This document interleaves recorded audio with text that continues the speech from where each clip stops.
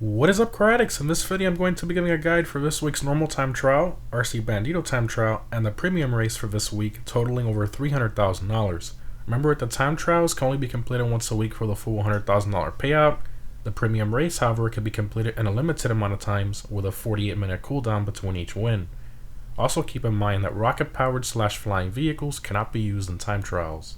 So starting off with the time trial this week, which is Sawmill, I highly recommend either the Hakushu Drag, Shotaro, or a Batty 801 for this time trial.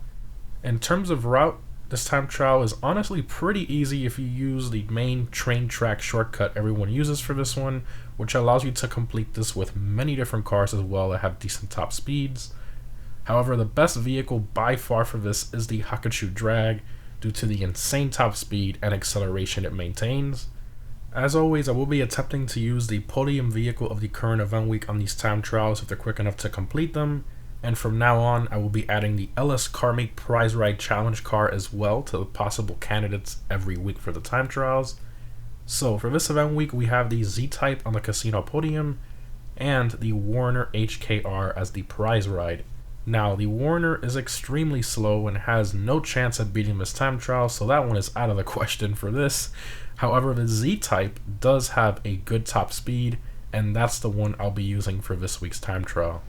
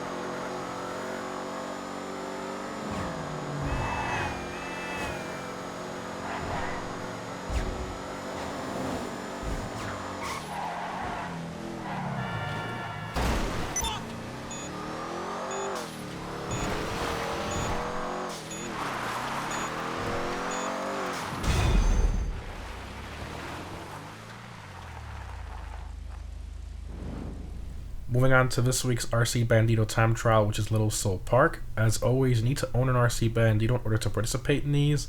So this RC time trial is pretty tricky if you've never done it before because of the higher speed turns, bumpy sections, and tighter sections as well. So just make sure to let off the throttle during most of the bumpy corners to maintain the stability of your Bandito. If you see your Bandito spinning out a lot, going on two wheels, again, to avoid that, just let off the throttle during your corners and then get back on the throttle after the corners, and you'll see how smooth it is to drive.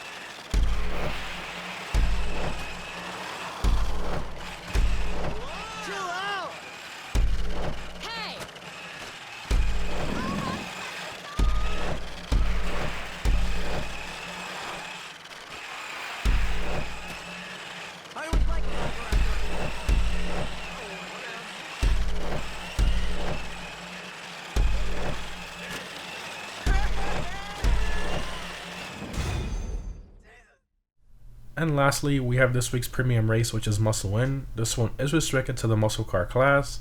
I highly recommend either the Yosemite, Vapid Click, Pizwater Dominator, or the new Dominator GTT for this race.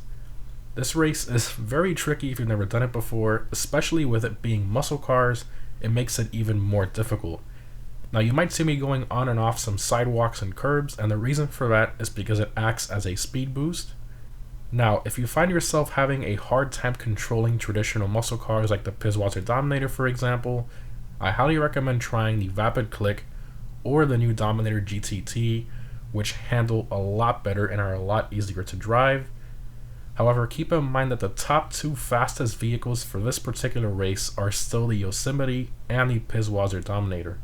But anyways, for this race I will be using the new Dominator GTT as I wanted to show you guys how it performs on this particular track.